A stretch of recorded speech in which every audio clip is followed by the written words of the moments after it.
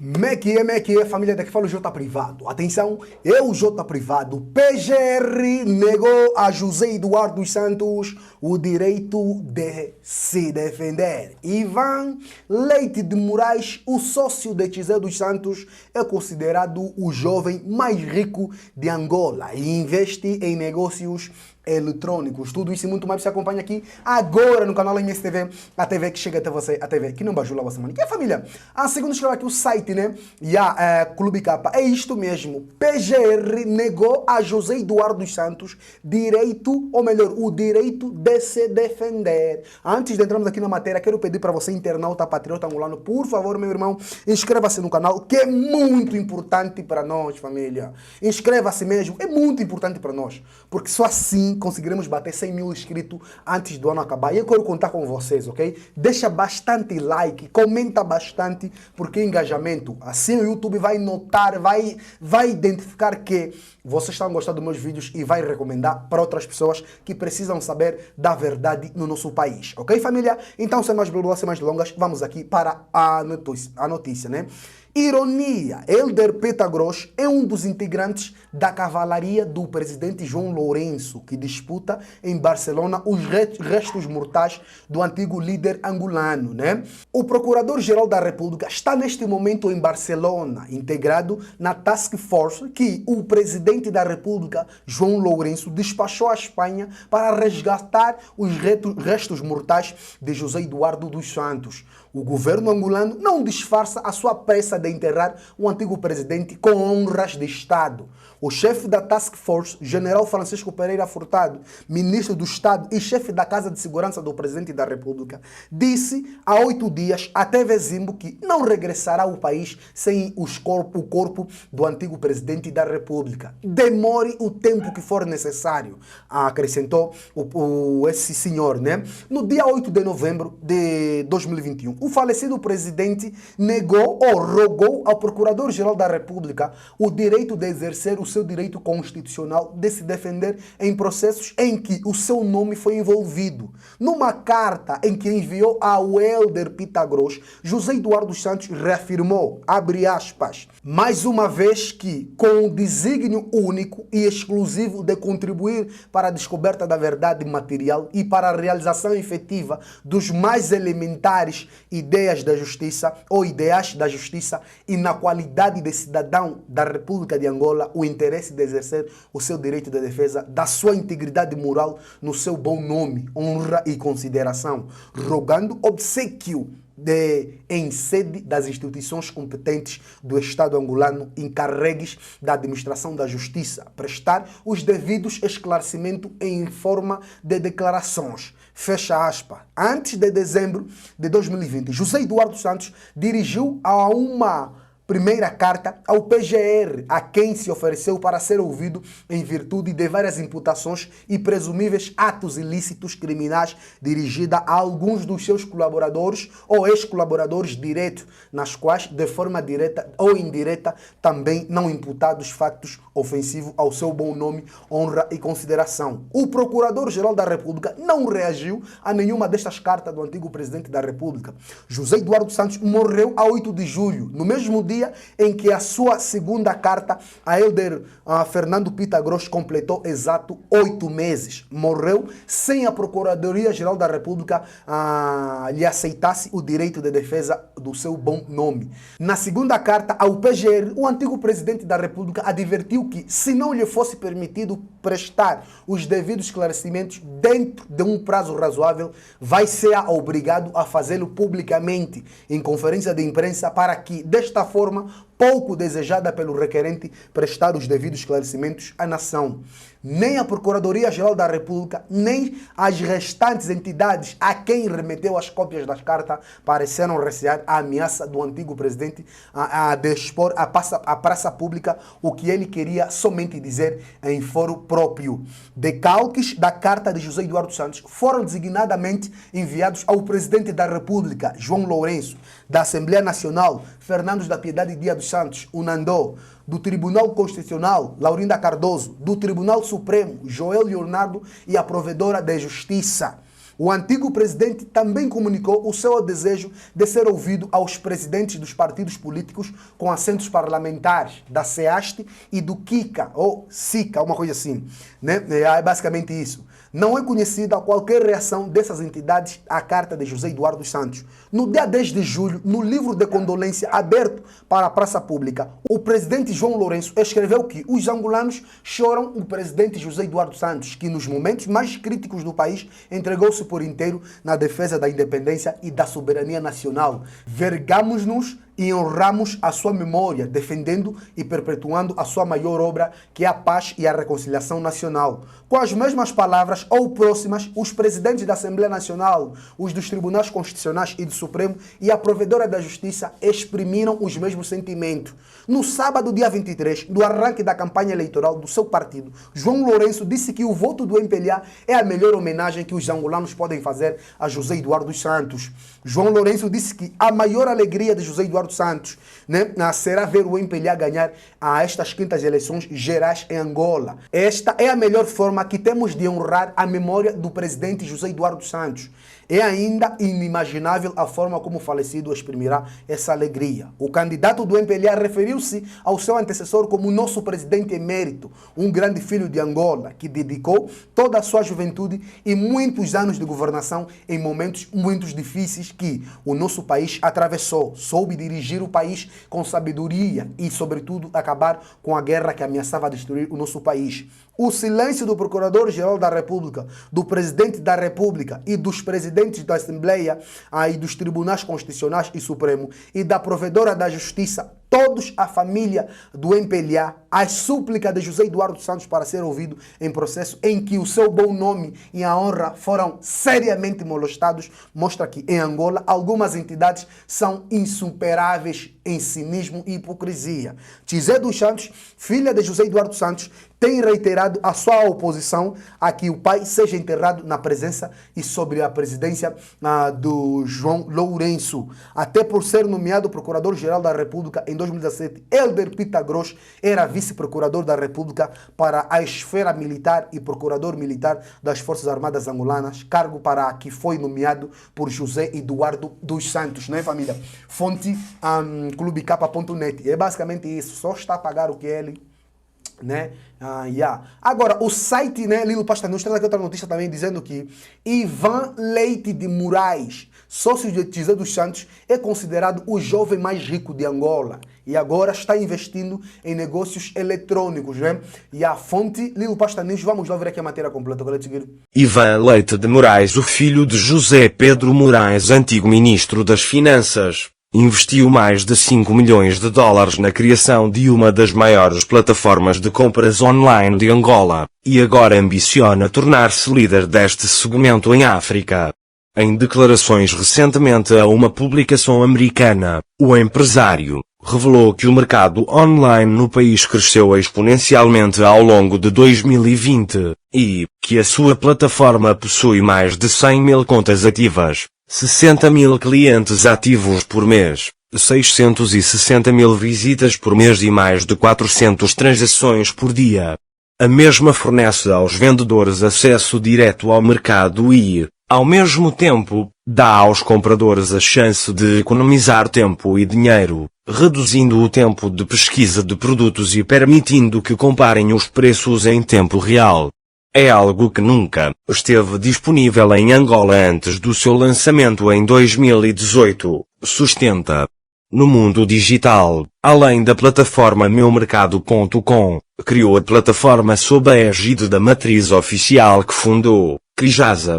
Também lançou uma segunda plataforma, simplesmilo.com, em homenagem à sua mãe, que conecta corretores de seguros com clientes e permite que os primeiros forneçam cotações de seguros em tempo real a clientes.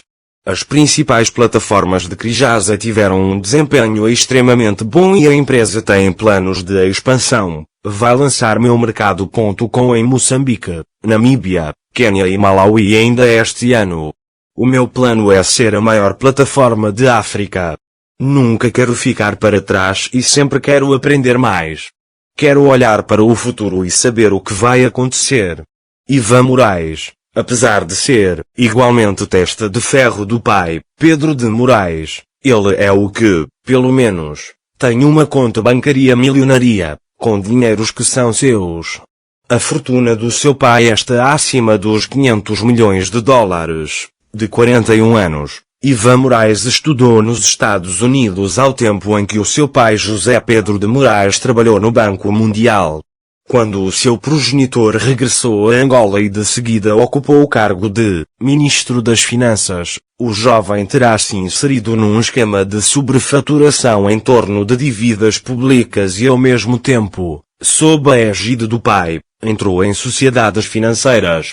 Tem participações na Global Seguro e no Banco BNI, em representação de Pedro de Moraes.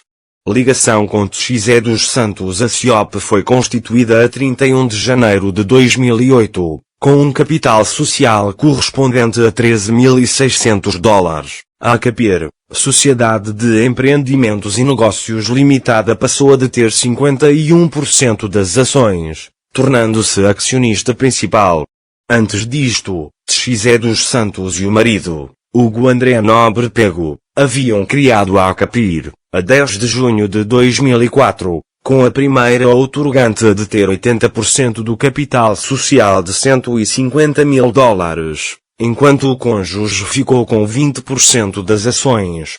Ivan Leite de Moraes subscreveu 17% do capital da SIOP. À data, o seu pai, José Pedro de Moraes Júnior, era o ministro das Finanças. Orlando Rodrigues Maiato Carneiro, filho do general Higino Carneiro, à data ministro das Obras Públicas, também firmou 17% das ações. O advogado Walter Virgínio Rodrigues, testa de ferro de Txizé dos Santos em vários negócios, assinou por outros 17%. Finalmente, ao então administrador da Fundação Eduardo dos Santos, FESA, Antônio de Jesus Castelhano Maurício, coube 5% das ações. Temos, então, um casamento perfeito de interesses dos filhos dos então titulares da Presidência da República, Ministério das Finanças, Ministério das Obras Públicas e FESA. Fica feito o primeiro resumo. Através do despacho N. Indicador Ordinal Masculino 710/2008, o então Ministro das Obras Públicas, General Higino Carneiro, adjudicou o contrato de reabilitação de 170,6 km de estrada, na MIB Cruzamento Lubango/Lucira, pelo valor de 80 milhões de dólares. Na qualidade de diretor do Instituto Nacional de Estradas de Angola, Joaquim Sebastião assinou o referido contrato, a 23 de abril do mesmo ano, enquanto Walter Virgínio Rodrigues representou a empresa de Txizé dos Santos. 3 meses após a sua criação, com um capital de 13 mil dólares, a SIOP conseguiu a sua primeira grande obra, no valor de 80 milhões de dólares.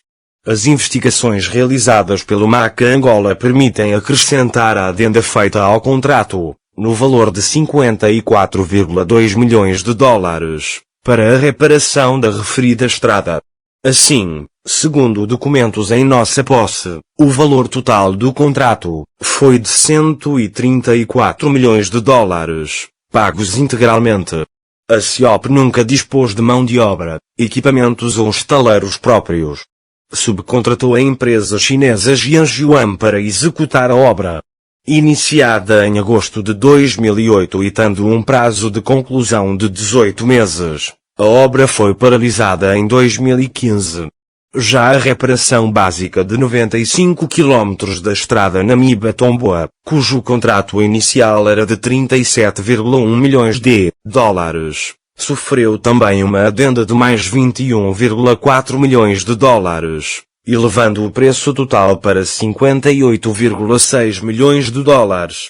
A esse valor, foram adicionados 810 mil dólares, para intervenção na ponte sobre o rio Coroca. Também aqui a empreiteira Txizé dos Santos subcontratou a chinesa Jianghuan, sem alguma vez ter mobilizado mão de obra própria. Logo, não investiu na qualificação de mão de obra nacional. Foram os chineses que concluíram esta obra.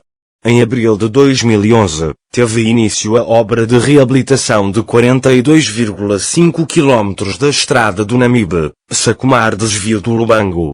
Mais uma vez, tendo um contrato no valor de 40 milhões de dólares, a empreiteira de José dos Santos socorreu-se dos serviços da Jianghuan.